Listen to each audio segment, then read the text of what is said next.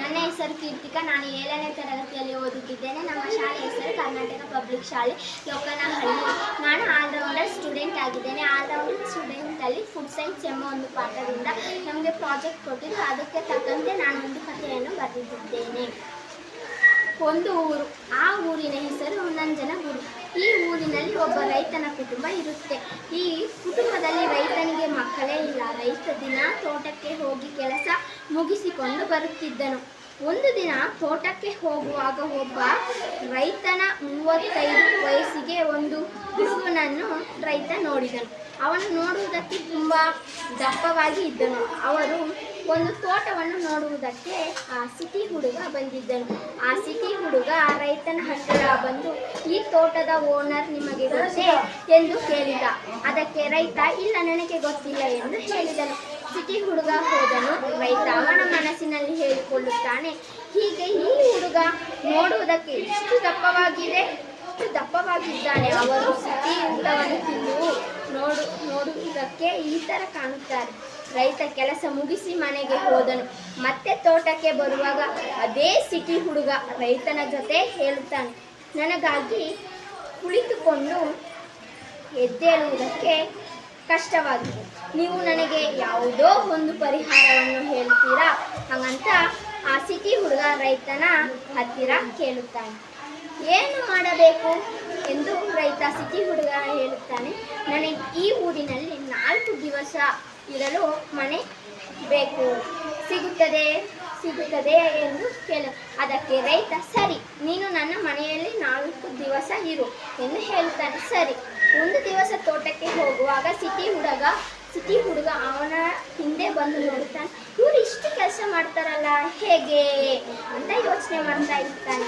ಆವಾಗ ಹೇಳ್ತಾನೆ ರೈತ, ನೀವು ಇಷ್ಟು ದಪ್ಪವಾಗಿ ಇರ್ತೀರಲ್ವಾ, ನಿಮ್ಮ ಸಿಟಿ ಊಟವನ್ನು ತಿಂದು ನೀವು ಇಷ್ಟು ದಪ್ಪವನ್ನು, ನಾವು ಇಲ್ಲಿ ಒಳ್ಳೆಯ ಊಟವನ್ನು, ತರಕಾರಿಗಳನ್ನು ನಾವೇ ಬೆಳೆದು ನಾವೇ ತಿನ್ನುತ್ತಿದ್ದೇವೆ. ಹಾಗಾಗಿ ನಾವು ಒಂದು ದಪ್ಪವೂ ಇಲ್ಲ, ಸಣ್ಣವಿಲ್ಲ, ಮೀಡಿಯಂ ಸೈಜಲ್ಲಿದ್ದೇವೆ ಎಂದು ಹೇಳುತ್ತಾನೆ.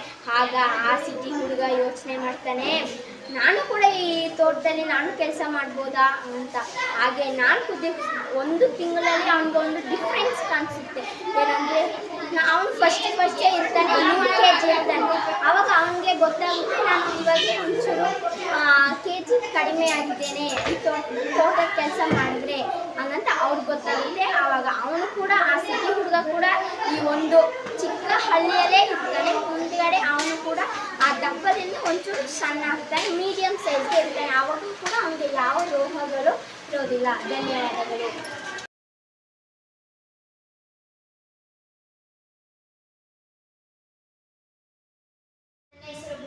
ನನ್ನ ಹೆಸರು ಗೌತಮಿ.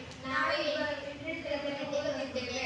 ನಾವು ಓದುತ್ತಿರುವ ಶಾಲೆ ಹೆಸರು ಉನ್ನತೀಕರಿಸಿದ ಸರ್ಕಾರಿ ಮಾದರಿ ಹಿರಿಯ ಪ್ರಾಥಮಿಕ ಶಾಲೆ ಯಳೂರು. ನಾವು ಇಂದು ಆಲ್ರೌಂಡರ್ ಸ್ಟೂಡೆಂಟ್ ಆಗಿದ್ದು, ಫುಡ್ ಸೈನ್ಸ್ನಲ್ಲಿ ನಾವು ಇಂದು ವಿವಿಧ ಆಹಾರ ಪದಾರ್ಥಗಳ ಕ್ಯಾಲೋರಿ ಮೌಲ್ಯವನ್ನು ಪರಿಶೀಲಿಸುತ್ತಿದ್ದೇವೆ. ಬೇಕಾಗುವ ವಸ್ತು: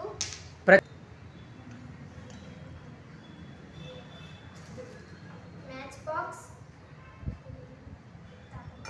ಥರ್ಮಾಮೀಟರ್, ಮತ್ತೆ ಗ್ಲಾಸಿನ ಬೀಕರ್, ಜ್ಞಾನದ ಬತ್ತಿ, ಕ್ಯಾರೆಟ್, ನೀರು,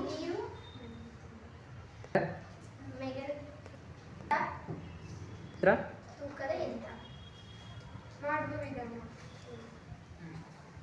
ಮೊದಲಿಗೆ ಖಾಲಿ ಲೋಟದ ತೂಕ.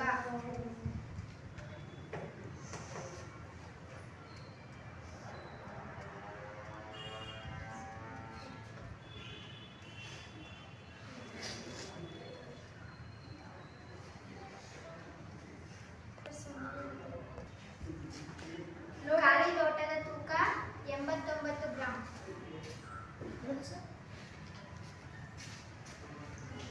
ಇವಾಗ 100 ml ವಾಟರ್.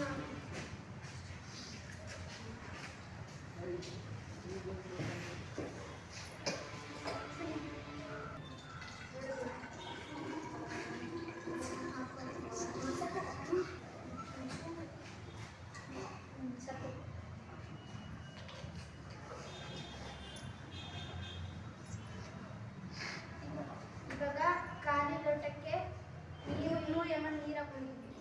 ಈಗ ಅದನ್ನ ಈಗ ಖಾಲಿ ಲೋಟ ಪ್ಲಸ್ ವಾಟರ್ ತೂಕ 170 ಗ್ರಾಮ್. ಈಗ ನಾವು ಕ್ಯಾರೆಟ್ನ ತೂಕ 5. ಸುಡುವ ಮುಂಚೆ ಕ್ಯಾರೆಟ್ನ ತೂಕ 6 ಗ್ರಾಮ್. ನೀರಿನ ಉಷ್ಣತೆ ಕಾಯಿಸುವುದು. ನೀರು ಉಷ್ಣಾಂಶ ಅಲ್ಲೇ ಕೂತ್ಕೊ ಅಲ್ಲೇ ಇಟ್ಕೊಂಡು 22.9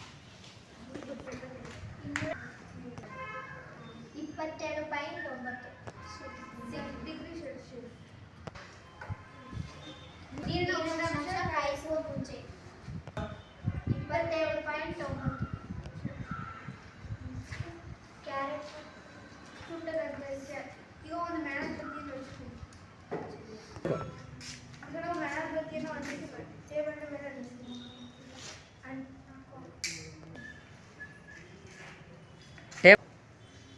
ಟೇಬಲ್ ಮೇಲೆ ಮೆಣದ ಬತ್ತಿಯನ್ನು ಹಚ್ಚಿ ಕ್ಯಾರೆಟ್ ಅನ್ನು ಸುಡುತ್ತಿದ್ದೇವೆ. ಸುಡುವಾಗ ಅದರ ಶಾಖದಿಂದ ನೀರನ್ನು ಕಾಯಿಸುತ್ತಿದ್ದೇವೆ.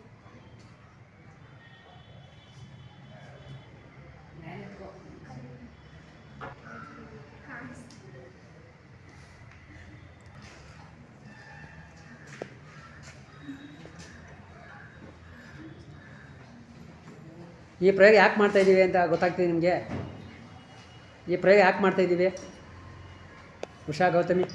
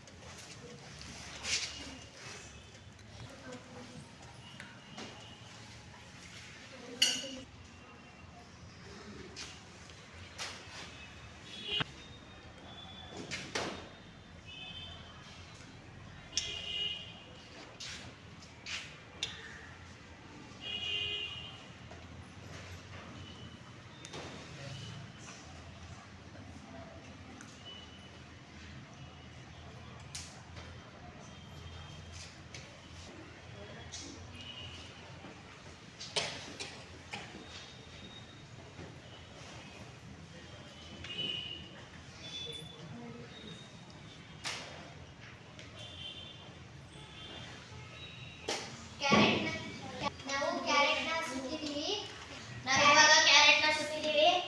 ಅದನ್ನು ತೂಕ ಮಾಡ್ತಿದ್ದೀವಿ. ಕ್ಯಾರೆಟ್ನ ತೂಕ ಸುತ್ತಿದ ನಂತರ ಎಷ್ಟು ಗ್ರಾಮಪ್ಪ? 4 ಗ್ರಾಮ್. ಈಗ ನೀರನ್ನ ಕಾಯಿಸಿದ್ದೀವಿ. ನೀರು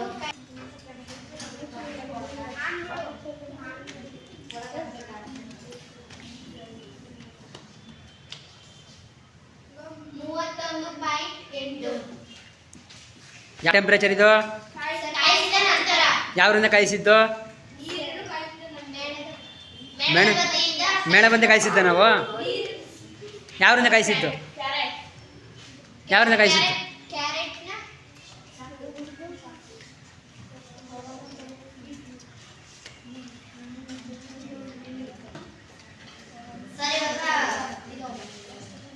ಸರ್ ಖಾಲಿ ಲೋಟದ ವಾಟ್ರು 170 ಇತ್ತು ಸರ್. ಅದಕ್ಕೆ ಲೋಟ ಮತ್ತು ಪ್ಲಸ್ ನೀರು 2 ಸೇರಿ 170 ಇತ್ತು. 170 ಮತ್ತು 79ನ ಮೈನಸ್ ಮಾಡಿದ್ರೆ 79 ಏನು? ಖಾಲಿ ಲೋಟದ ತೂಕ 89. ಖಾಲಿ ಲೋಟದ ವಾಟರ್ 170. 170 ಮತ್ತೆ 89ನ ಮೈನಸ್ ಮಾಡಿದ್ರೆ ತೂಕ ಎಷ್ಟು ಅಂತ ಗೊತ್ತಾಗುತ್ತೆ ಆಮೇಲೆ ಸರ್. ಆಮೇಲೆ ಇದು ಕ್ಯಾರೆಟ್ನ ತೂಕ ಸುಡುವ ಮುಂಚೆ 6 ಗ್ರಾಮ್ ಇತ್ತು ಸರ್. ಸುಟ್ಟಾದ್ಮೇಲೆ 4 ಗ್ರಾಮ್ ಆಯಿತು. ಅವೆರಡನ್ನ ಮೈನಸ್ ಮಾಡಿದ್ರೆ ನಮಗೆ ಕ್ಯಾರೆಟ್ನ ತೂಕ ಸಿಗುತ್ತೆ ಸರ್. ಸರ್ ಆಮೇಲೆ DLT ಅಂತಂದ್ರೆ ಡೆಲ್ಟಾ ಟಿ ಅಂತಂದ್ರೆ ನೀರನ್ನ ಕಾಯಿಸಿದ ಮುಂಚೆ ಹೇಳ ಗೌತಮಿ. ನೀರನ್ನು ಕಾಯಿಸಿದ ನಂತರ 31.8 ಆಯಿತು. ಕಾಯಿಸೋಕ್ಕೂ ಮುಂಚೆ ಕಾಯಿಸುವ ಮುಂಚೆ 27.9. ಸರ್ ಆ ಬೆಳೆದ ಮೈನಸ್ ಮಾಡಿದ್ರೆ ಡೆಲ್ಟಾ ಟಿ ಎಷ್ಟು ಅಂತ ಗೊತ್ತಾಗುತ್ತೆ. ಹಾಂ ಫೈವ್ ಸರ್ ಫಾರ್ಮುಲಾ ಅಂದರೆ ನೀರಿನ ತೂಕ ನೀರಿನ ತೂಕ ನೀರಿನ ತೂಕ ಡೆಲ್ಟಾ ಟಿ ಇಂಟು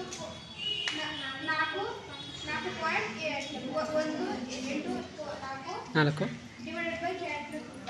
ಹ್ಞೂ ಇವಾಗ ನೀರಿನ ತೂಕ, ಕ್ಯಾರೆಟ್ನ ತೂಕ, ಡೆಲ್ಟಾ ಟಿ ಎಲ್ಲ ಸೇರಿ ನೀರನ್ನು ಮೈನಸ್ ಮಾಡಿ ಬರ್ಕೊಂಡಿದ್ದೀನಿ. ಸೂತ್ರದಲ್ಲಿ ಹಾಕೊಂಡಿದ್ದೀನಿ, ಫಾರ್ಮುಲಾದಲ್ಲಿ ಹಾಕೊಂಡಿದ್ದೀನಿ. ಇವಾಗ ಅದನ್ನ ಕ್ಯಾಲ್ಕುಲೇಟರ್ ಮಾಡಿ ಎಷ್ಟಂತ ಮುಂದೆ ಕ್ಯಾಲ್ಕುಲೇಟರ್ ಮಾಡ್ತಿದ್ದೀನಿ ಇವಾಗ.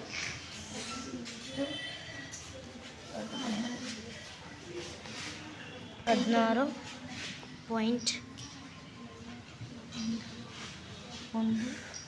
ಇಂಟು 4.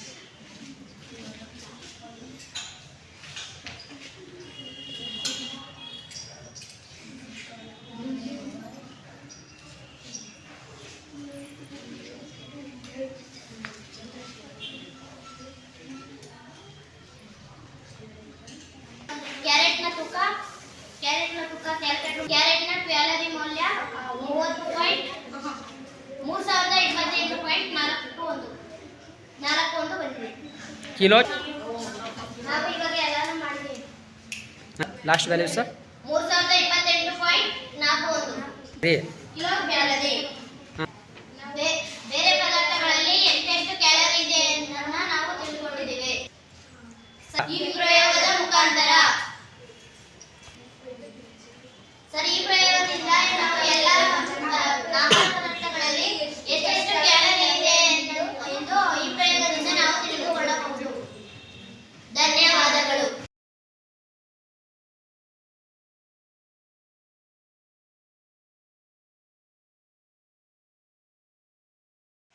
ನನ್ನ ಹೆಸರು ನಾಡಿ, ನಾನು 8ನೇ ತರಗತಿಯಲ್ಲಿ ಓದುತ್ತಿದ್ದೇವೆ. ನನ್ನ ಹೆಸರು ಸ್ಪಂದನ, ನಾನು 8ನೇ ತರಗತಿಯಲ್ಲಿ ಓದುತ್ತಿದ್ದೇನೆ. ನಮ್ಮ ಶಾಲೆ ಹೆಸರು ಸರ್ಕಾರಿ ಹಿರಿಯ ಪ್ರಾಥಮಿಕ ಶಾಲೆ ಶಾಲೆ. ಇಂದು ಆಲ್ರೌಂಡರ್ ಸ್ಟೂಡೆಂಟ್ ನಲ್ಲಿ ನಾವು ಸೈನ್ಸ್ ಬಗ್ಗೆ ನಾವು ಒಂದು ಸೈನ್ಸ್ ಅಲ್ಲಿ ಪ್ರಯೋಗವೊಂದನ್ನು ಮಾಡುತ್ತಿದ್ದೇವೆ. ಪ್ರಯೋಗದ ಹೆಸರು ಆಹಾರದ ಕ್ಯಾಲೋರಿ ಮೌಲ್ಯವನ್ನು ಕಂಡುಹಿಡಿಯುವುದು. ಮೊದಲಿಗೆ ಬೇಗ ವಸ್ತುಗಳು ಬೇಕಾಗಿರುವ ವಸ್ತುಗಳು: ಒಂದು ಬೀಕರ್, ಮತ್ತೆ ನೀರು ತುಂಬಿದ ಬಾಟಲ್, ಒಂದು ಬೆಂಕಿ ಪೊಟ್ಟಣ, ಮತ್ತೆ ಮೇಣದ ಬತ್ತಿ, ತರಕಾರಿ, ಥರ್ಮೋಮೀಟರ್, ತೂಕದ ಯಂತ್ರ. ಮಾಡುವ ವಿಧಾನ: ಒಂದು ಬೀಕರ್ ಅನ್ನು ತೆಗೆದುಕೊಂಡು ಇವಾಗ ಅದರ ತೂಕವನ್ನು ನಾನು ನೋಡಿಕೊಳ್ಳುತ್ತಿದ್ದೇನೆ. 110 ಗ್ರಾಂ ಲೋಟದ ತೂಕ. ನಾನು ಈಗ ಅದನ್ನು ಬರೆಯುತ್ತಿದ್ದೇನೆ. ನಂತರ ಬೀಕರಿಗೆ ನೀರು ಹಾಕಿ ನೀರು ಮತ್ತು 100 ml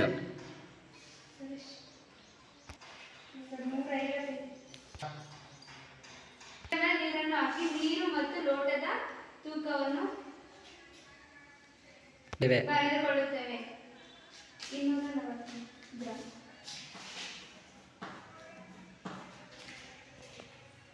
ನಂತರ ತರಕಾರಿಯನ್ನು ಸುಡದೆ ಅದು ಎಷ್ಟು ಗ್ರಾಮ್ ಇದೆ ಎಂದು ನೋಡಿ.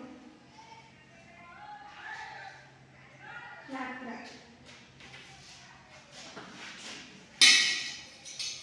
ನಂತರ ಮೇಣದ ಬತ್ತಿಗೆ ಬೆಂಕಿಯನ್ನು ಹಚ್ಚಿ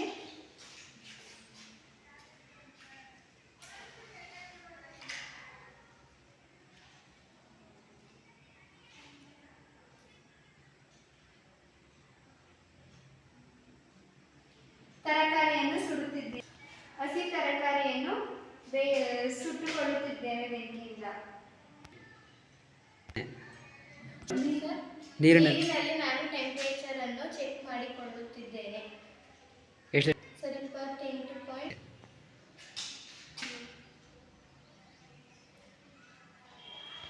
ಅವಳು ನೀರನ್ನು ಕಾಯಿಸುತ್ತಿದ್ದಾಳೆ, ನಾನು ಇದ್ದೇನೆ. ಈರುಳ್ಳಿಯನ್ನು ಸುಡುತ್ತಿದ್ದೇನೆ.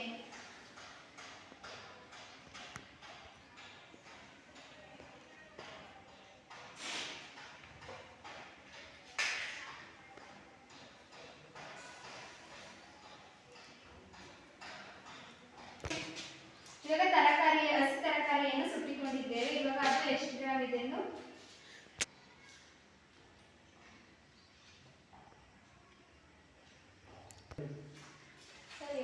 ಎಷ್ಟು ಗ್ರಾಮ್ ಇದೆಯಪ್ಪ? 2 ಗ್ರಾಮ್. ಸುಟ್ಟ ನಂತರ ತರಕಾರಿಯ ತೂಕ 2 ಗ್ರಾಮ್. 2 ಗ್ರಾಮ್. ನೀರಿನ ಟೆಂಪ್ರೇಚರು ನಂತರ ಅದರ ಟೆಂಪರೇಚರ್